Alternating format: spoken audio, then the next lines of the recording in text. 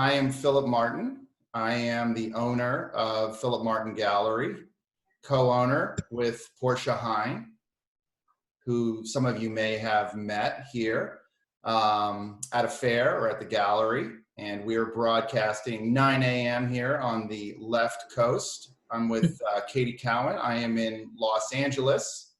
And Katy Cowan, of course, is in Berkeley, California. Berkeley, how is it going up there, Katy? It's really nice. Just sitting in my studio, waking up with you guys. So I'm happy to spend some time talking to you, Philip, and hopefully answering some people's questions or comments, etc. Well, thanks for giving us a chance to come and visit you at the studio. This is the first of a series of conversations that we're going to be doing each morning this week at 9 a.m. Pacific, 12 noon Eastern, with the artists that are in our Frieze booth. You, of course, Holly Coulis, Christy Luck, and Joanne Petit-Frere. I'm very excited about the work for this booth. It's just an incredible grouping of artists. It's an amazing grouping of textures. So color and different ways of thinking about the art object.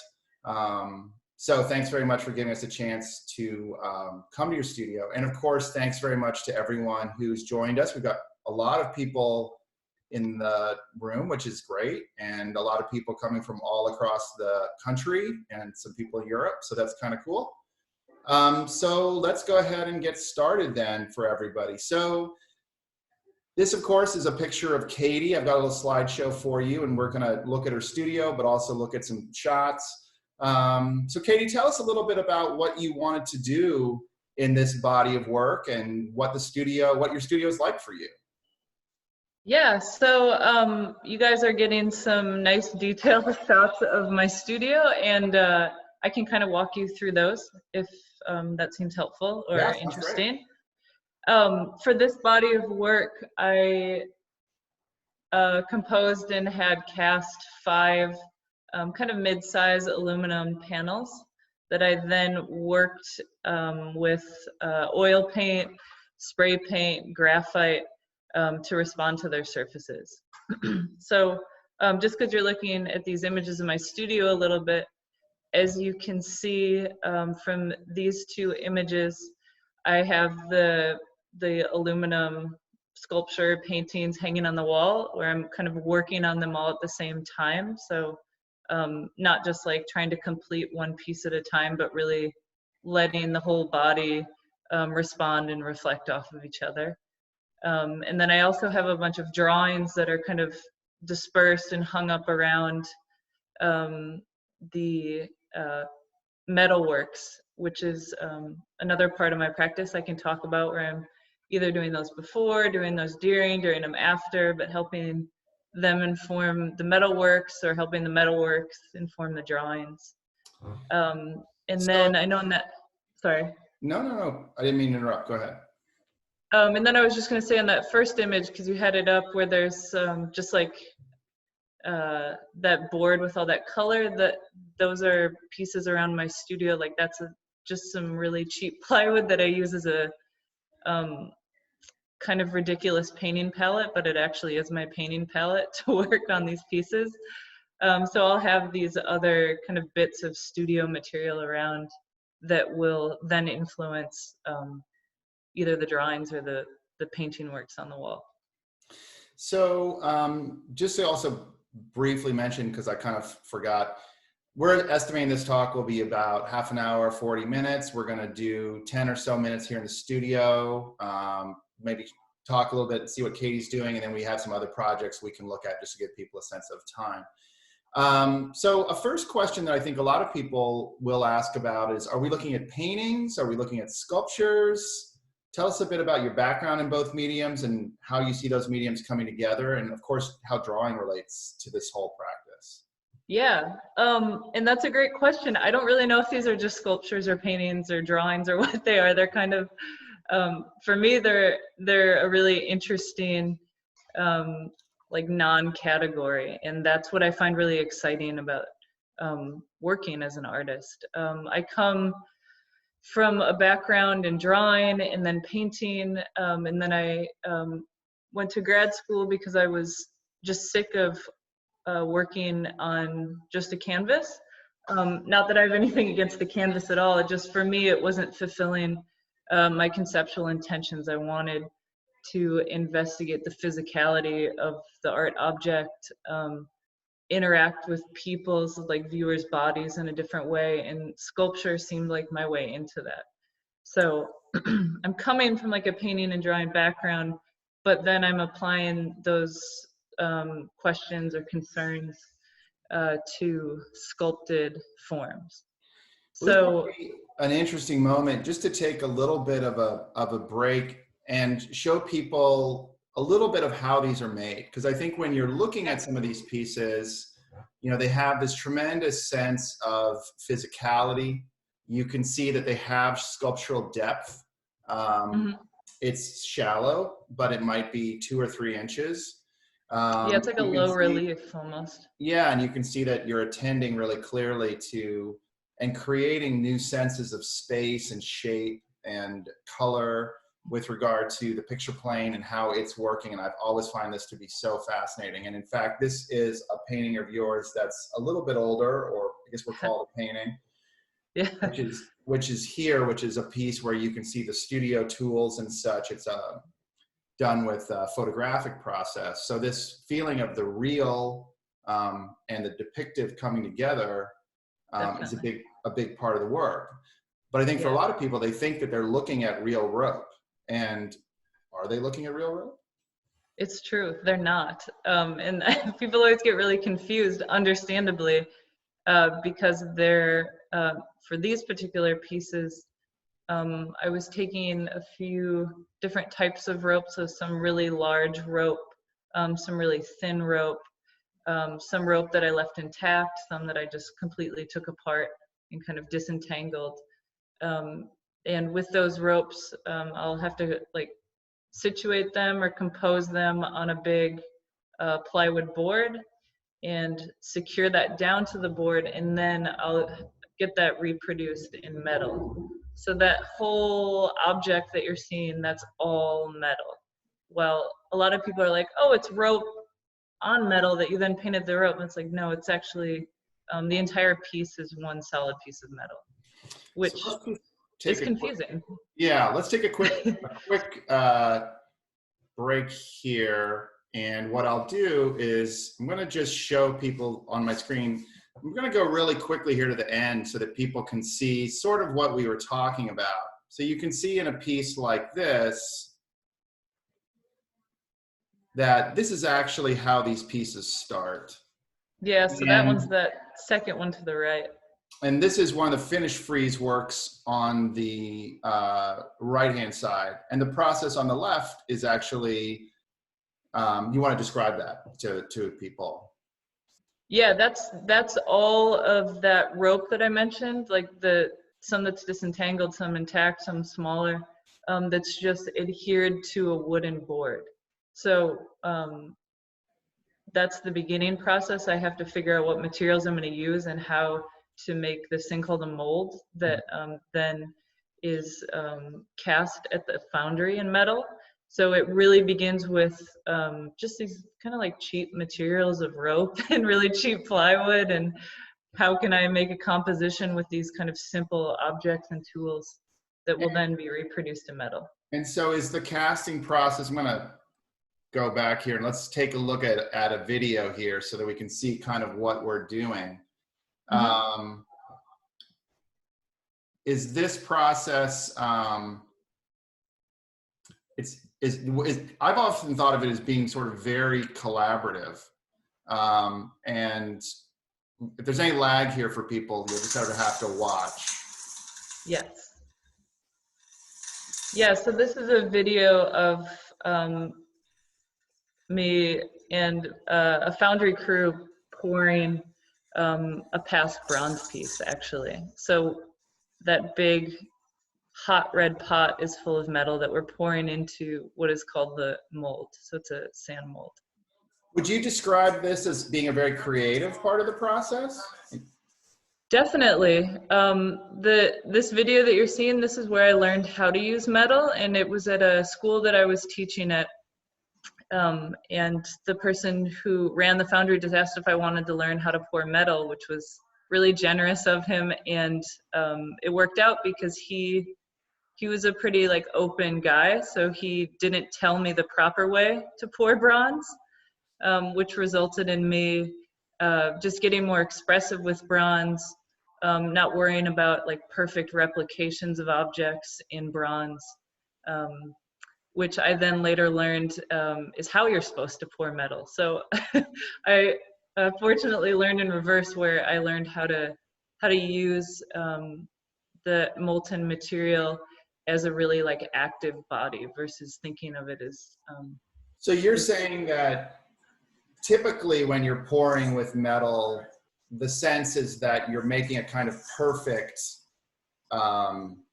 cast, a perfect indexical representation of the ropes. yeah, In your yeah. case, all of this extra material is really interesting. Yeah, so like obviously you can only do so much to control the metal when you're pouring it, but also after it cools, then how you finish it, maybe cut off excess you know, kind of waste material or mistake material. That's a part of the process of working with metal I found interesting and kept me working with it. So if we go back then to where we were in the slideshow. Mm-hmm. So this is all the pieces that you prepared for Frieze. Yes. These are the completed works. So tell me a little bit about them working together as a group and then them working as individuals. Sure. Yeah. So as you can see here, and even that image that Philip showed a few minutes ago of them as just like the wooden rope pre-metal pieces. The way that I worked on this series for Frieze is that I wanted to try and address these works as a more like painting dimension, but just focusing on the painterly aspects of my practice and challenge myself in that way. I haven't made a series of like same size rectangular pieces in a very long time, and I was excited and kind of nervous to do that. And so one tactic for me just in the studio was, well, I can compose them individually, but also think of them kind of loosely as one long piece, or earlier Philip said to me as like one long sentence, which I thought was really nice. So it just allowed me a little bit more freedom and challenges to work on these 5 pieces together. So yeah, it's a kind of almost a linguistic unit. I moved away from Exactly. this quickly while you were talking about it, but you Okay. can see that that the line, for example, appears to carry across a composition. Yeah, there's just kind of elements that carry over. Yeah, that line through the middle kind of fades across all of them. Like the zones of that purple fade on the bottom and that bright red fade on the top, that carries throughout the pieces. But it was really exciting to see this as a compiled image because I don't have them all hung up in a straight line in my studio. I just don't have a wall that long. Yeah. So I was, you know, kind of loosely thinking of them all working together, but to finally see them like this, it's like, I knew that the movement of the ropes would translate because I obviously composed them before they were cast, but seeing how the color even worked was really exciting. That it, on the left, it starts out as like this really wild patchwork, and then it kind of filters through this color wheel and like spits out at the end. And those happenings just really surprised me. It was really exciting to see. So let's take a look at an individual image and maybe just talk through. So this piece here is called the waves position. What about your titles? What does the position that often appears in the titles mean to you? Yeah, it depends. I go through different series. Some are on these rectangular pieces. Some are more like really distinct isolated ropes. When I'm situating these ropes on boards and then also casting the board, I'll just refer to it as position, just quite literally like how I'm positioning these things on the boards. But that's always kind of like it's like a categorization for me, where the other titling is something that might reveal a more like poetic association or biographical association, etc. Another word that's appeared in a lot of your titles is the word Thalweg, which is a word that I didn't know. Thalweg. Yeah, and that's referring to like a river pattern. Yeah, so a river is something that comes up a lot, and a lot of your work has landscape involved in it. And we're going to look at a project later that kind of does that. Hmm. What does Thalweg mean, and why did you fasten on that idea? That's funny. So Thalweg means it's, if you're looking at like a river pattern, it's a way of figuring out the fastest current line within a river. So it's not like hitting the bends of the river, it's hitting the interiors. So it's like a weird technical term. But I just got interested in how there's like these undercurrents of motion in this kind of seemingly stable body of something like a river. You also Um, mentioned that it's useful when defining boundaries because yeah, the that's true. Thalweg is in a sense, because it's where the river current is the deepest, it's Hmm. considered to be the place when a river marks a boundary, this moving line between two living areas. How do you say Yeah, where the boundary actually is? And my yeah, yeah, understanding was that the Thalweg actually defines that, exactly. Yeah, that's true. whether you're in, say, one country or another. So to walk through a piece like this, talk to us a little Hmm. bit about, there's so much going on in here. There's color, Yeah, painted there's a color, lot. drawing, there's raw areas. How does the color come about? How do you start to find the rhythm of a piece like this? Yeah, that's a great question. It's because there's so many steps, right? Like I have to make these molds and then get them cast and then deal with this big weird heavy metal object, like cleaning that thing off and trying to hang it, and then I finally like get it ready to go, which that's like 2 months of work. So Yeah, there's a lot of back work, which is yeah. like I should just be stretching canvases to be so much easier as a starting point. But then I have these things up, and that's when the response happens. Like I really have no idea how I'm going to paint these things. There's no part of my planning of getting them cast where I'm like, I know exactly how I'm going to paint that thing. It's the response once they're around in the studio. Well, let's Um, look at, that's one of the things I think has always been so interesting to me is that because of this indexical part of something, like an indexical cast, meaning it's an index of the thing. These mhm. feel so literal. And I've had these conversations with people if they've never seen one. They say, well, it's rope, but it's this very fluid form that as someone who is, I'm a failed artist. It's a great motivator to become a gallerist. If you can't make art yourself, you can live vicariously through people. And the way in which as a maker, there's the John's idea of do something else to it. And these Mhm. very much feel that way, that they hit this point and they get pushed and they get pushed again. There seems to be so many creative parts that are all embedded within it, in a sense. Katie lives near a train track in Brooklyn. Sorry, you guys. I live by So lots of trains. so I have a few detail shots. Um, Yeah, yeah, Here, I can this area definitely that we're talk looking about it. at is, say, this area here. What Hmm. about, talk to us about how some of these areas are coming together. I mean, like in here, Sure. this kind of thing, or the drawing. Yeah. So first of all, the whole series was kind of prompted by responding to like Northern California landscape. So I really wanted to like emphasize that movement of like wind and water, and by having the ropes be more kind of taken apart here, there's a lot more line work that just happens in all of them. But so I was focusing more on landscape than I think I have in a while for all of these pieces. But as Philip kind of noted, there's like different ways that I'm using color, applying paint or graphite. And I think this piece kind of embodies all the different ways that I will use paint. Because I'm like grappling with this object, but also grappling with painting, I address these surfaces in different ways.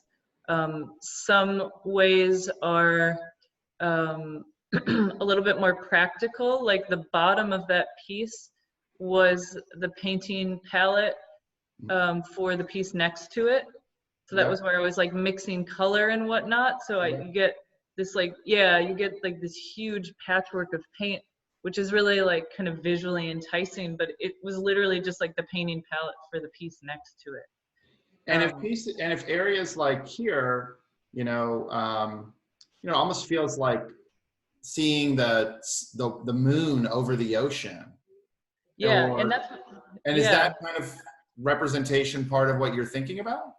Yeah, and that also, those things happen, like that small moon detail you pointed out. Sorry, I'm probably going no, it's okay, and this is hard to see in the slides, but like those sort of things happen in response to the material. So I purposefully use like cheap plywood because I like the inconsistencies on it. Yeah. And it's cheap. But there's always like these weird knots that fall out or like breaks in the wood. And like for this piece, and actually all the pieces, whenever I paint it in so it's almost like a gold or a copper moon, that's just like a knot in the wood that had fallen out. Yeah. So it's also responding to that and being like, oh, if I paint that this way, it kind of refers to this like night landscape. So I'll start with like painting that, and then that whole like deep blue background, referencing like a dusk sky suddenly happens, and then something else happens. So it's a lot of call and response with the material, and then the paint, and then the painting relationships. That's a great way to say it. I love that idea of call and response, because that is very much how they feel to me. I mean, when I look through them, and let's move on and look at some other pieces. And here I put in a drawing just to really give people a sense of how that drawing practice is constantly integrated also. And you're even, of course, drawing on the work. But let's move forward and just look at a few more pieces from the presentations. We can kind of get to this other project because I want to show people a little bit of that. Sure. But I feel, I think as an art dealer, for me, what's exciting is when an artist helps you understand this language that they have, but they're not so systematic about their language that they have to do it in a sense the way the language dictates. So it's like how the syllables of a sentence or the syllables of words might sound together, or how that language might work. But if it turns out that something you've never heard, like in this case the word thalweg, or there's something odd, you pursue that expressively and push these things to be a different thing. And then it reveals new parts about the language and what the terms of the art object are with regard to surface or representational depictions or index versus icon, those kinds of issues. I feel it's hard as a dealer because you always want to appear very certain to your client and be like, oh, it's this, it's that. But, I always end up working with artists where I'm like, honestly, I don't know why we're doing this. The artwork feels like it's pushing the person to just be organic and be generous and to trust the viewer to kind of complete that and feel that connection with you. Does that sound crazy? No, it doesn't. I just hadn't heard that before, so I love hearing that. I mean, all these parts, they're just amazing to me. You just look through them and you see all these different things doing things in the works that you would just never expect, in terms of That's good to hear. What a cast rope would do, or sorry, that's my fan moment. No, it's nice to hear. So here's a few more pieces in the group. And then I wanted to show people a little bit with some of the drawings and how they come about, and this feeling of landscape.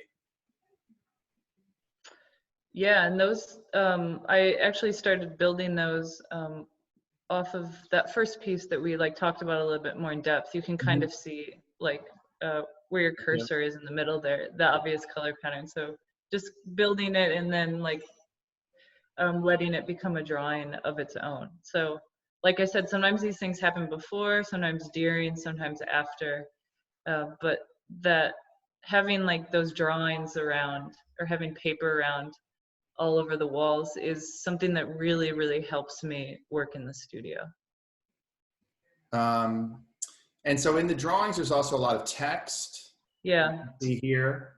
This one. Yeah, it's usually where I'm figuring out titling happens a lot there, or I'm just marking down quotes or segment block quotes of things that I'm reading or things people tell me about. And yeah, this was the one drawing where I was reading or going back to this Edel Adnan piece she wrote called During a Time of War, and it's like her marking down all her physical and emotional movements just through her day, like her day-to-day life, right when she finds out about the declaration of the war in Iraq. And I really loved how she wrote it, because it's all like to this, to this, to this, and it's just these fragments of sentences. And it just really resonated with me when I was working on these pieces, because there's this huge back and forth with me in the studio of these physical objects, but then these emotional objects, and then these like documented experiences that get put on these objects, and it just seemed to really sync up with that particular writing. So those are some segments from her writing. And this is the drawing in progress, and yes. Another piece, and you can sort of see this relationship between the two. Yeah, and you can actually see that one actually like refers to that big color wheel one too. So that one helped me figure out how to paint that big color wheel piece. So there's a mixing between mediums, but also between pieces and motifs kind of flowing back and forth. Yeah, definitely.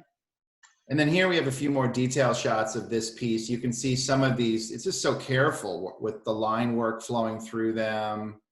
And yeah, and that's hard too, because in that shot, Philip, where that blue line is flowing through, like that's all the raw aluminum just surrounding it. So trying to maintain the raw metal sometimes so people can actually like see the raw metal is it's just difficult, like from a painting standpoint. And so speaking of the raw metal, we have a few shots here that just give you a sense of things and how they come together.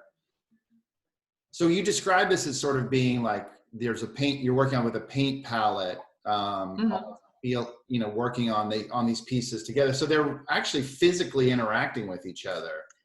Oh, they definitely are. From one to the other, they're in a way like building each other as they move towards this eventual identity. They completely are, and like even that color wheel one, like that one right behind me that I know you showed earlier, I literally made that piece because I needed a color wheel in my studio to reference. I was like, well, I could just like print one out, or I could just like make a big one. Yeah. Which sounded like a ridiculous idea at the time, but I just went for it, and it helped me figure out, because I was trying to invert the colors in between pieces. So just having a color wheel around helped me invert everything. So they become, they inform each other and sometimes become these practical painting tools as well. If people have questions, you can put those into the chat and we can refer to those. This we sort of looked at. So we've done about half an hour here. What I thought I might do, if it's okay with you, for the last 15 minutes, or if people have questions, there's a piece that I think in this moment of isolation and quarantine that I thought would be kind of interesting to look at, because I've always been totally fascinated by it. And I've never seen it. So it's as virtual for me as everybody. You gotta go see it. But this is a piece that, oops. All right, hold on. All right. All right, now we will share. So this is a project that I think just gets us outside. I think one thing I've also really always enjoyed about your work, again, that kind of open generosity with viewers, with the terms, with your own mediums, this ability to feel comfortable letting things in. So we're in at the Linden Sculpture Garden, which is outside of Milwaukee. Yeah, I think it's technically in Milwaukee, but yeah, it's just like right on the cusp of And Milwaukee. so you were invited by Polly Roberts, Polly Morris, yeah. Polly Morris, to do a project, and you've done some sort of. There might be something coming out there, Gabe Ritter, and you have done some conversations about this work. But this was an installation where you interacted with the outdoor environment in some really interesting ways. And I thought that people might like seeing some of these pieces. Yeah. So would you like to just describe sort of what we're looking at here? Sure. Yeah, this was an exhibition. Obviously, Philip said it's like an outdoor sculpture park. And I should say this about 3 years ago. So yeah, 3 years. Yeah, 3 years ago. And you can really see like the action and the cast in some of these kinds of pieces. Definitely. Yeah. So this was an exhibition where I just got invited to make work for their indoor gallery and their outdoor space. And I hadn't done outdoor sculptures before. So figuring out what I wanted to make, but also what material to make them with. So that's when that's how metal started happening, because I needed to figure out how to use a material, and then it was like, hey, you want to learn how to cast it? But then also the placement was really crucial for me. I didn't want to just plop these things down in the middle of the sculpture garden on like a pedestal. How could I have them interact with their environment? And a drawing like this one here that's in the middle, this piece actually, did you do this on site as you were choosing where to put it? Am I correct in thinking something like that? You mean the drawing? Yeah, the drawing that we're looking at here. I think so. I did a ton of drawings for that because when I was trying to figure out how to make this show, I went out there and was just doing a bunch of drawings to help me like figure out place and stuff. So I probably did that one there because it has that whole like prairie scape incorporated into it as well. And so here we are with another piece where we have all manner of parts of the body, rope, things like that cast into it, integrating with a living, actually this tree already has a board holding it up. Yeah. Sort of put this in front of it. Yeah, so this was a bronze cast piece, and someone in the chat just asked why I switched to aluminum. I'll just answer that in just a second. But this was a piece that I designed, so it would, sorry, I can't remember the technical name. Maybe there isn't a technical name, but whenever like limbs are falling or starting to look like they're gonna collapse off of a tree, you'll install these like helpers, which are just like big 2x4s essentially.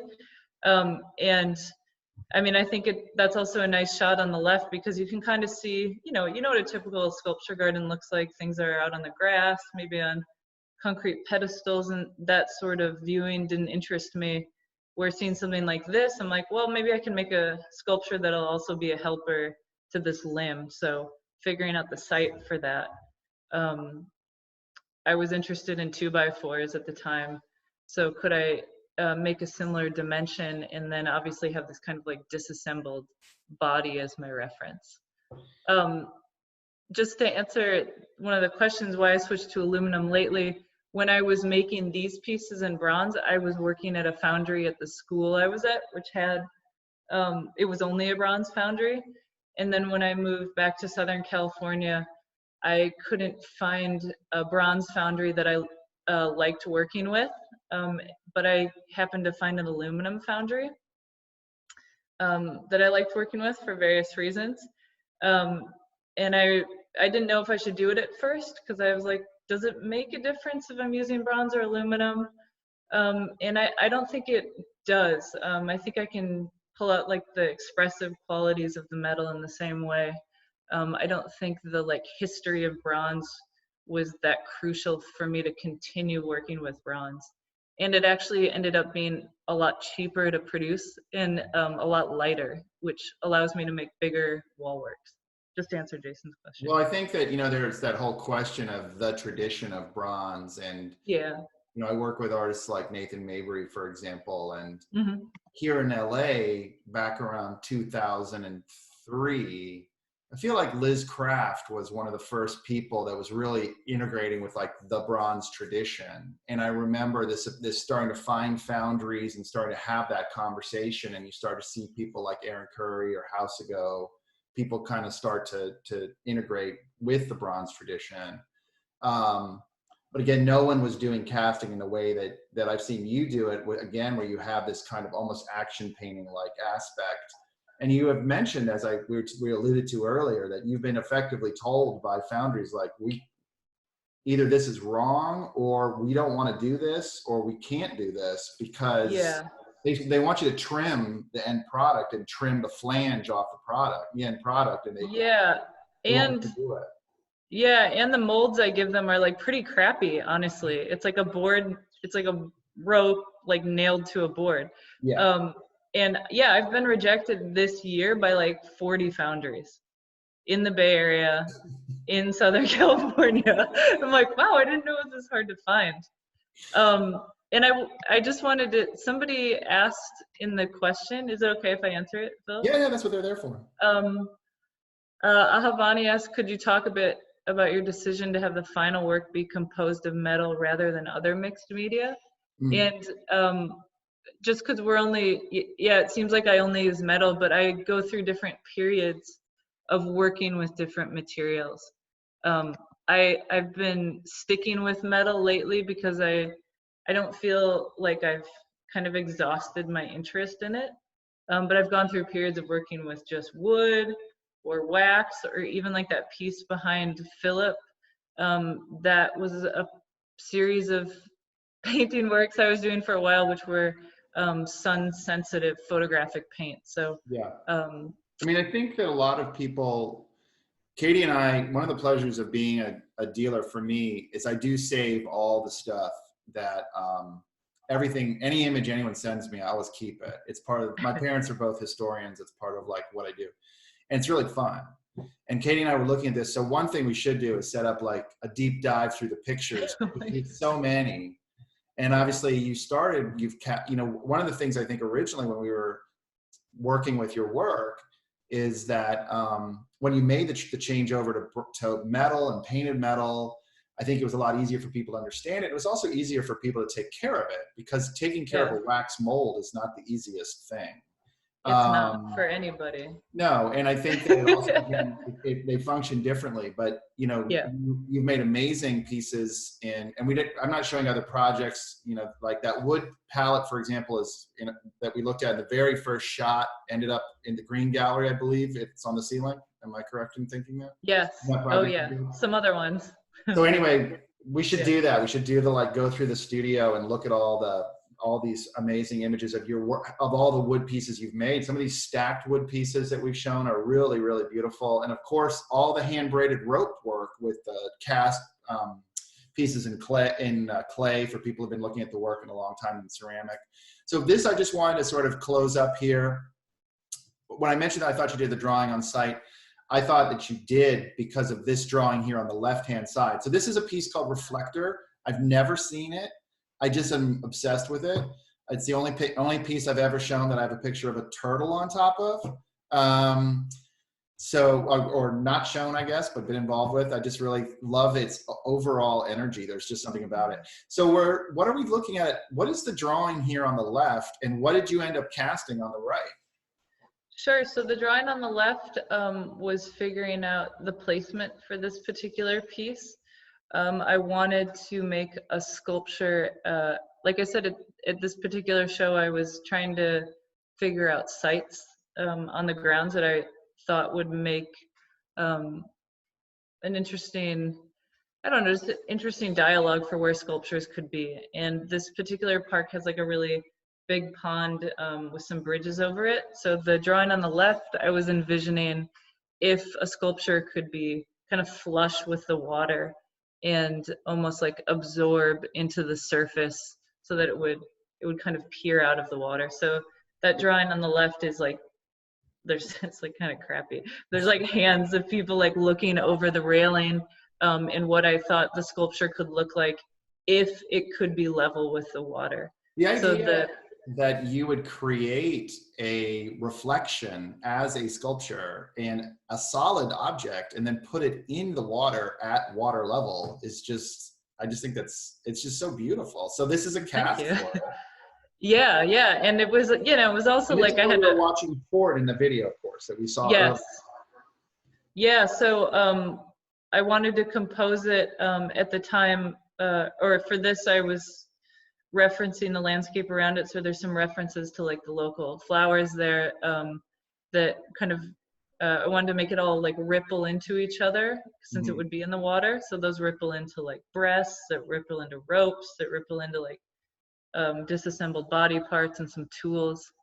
But then as you can see on the left, it's all, it all coheres as one solid piece that then we had to figure out how to actually get it level with the water. Yeah, this is the burnout on the mold. A feat of its so own. This is the installation of this piece. Yes.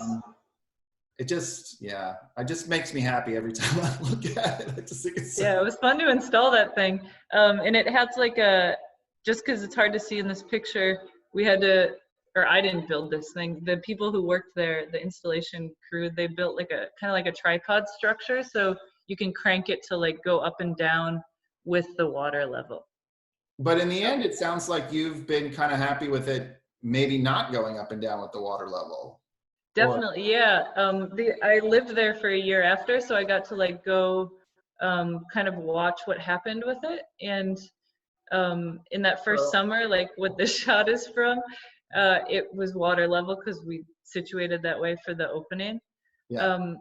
And what's been really cool, and this continues to happen, I still get all these pictures from people who live there, like it really became a part of just like the pond life, like the turtles love sunning on that thing. I'm sure it's totally like, warm. I'm sure it gets warmer than anything else because it's Wisconsin and it's probably, and it's warm and it's metal. Yeah, yeah. So they hang out on there, but in the winter, it will either like that picture one year I was this is obviously there embedded in ice. Yeah, and it just happened to be level with the ice, so it got like frozen in there. And then some summers it'll be totally submerged, kind of. And they could change it, but I just thought it was more interesting that it had this more active life. And then obviously when you see it submerged, it's like, oh, it just reminds me of like something like Spiral Jetty or whatnot. So not kind of.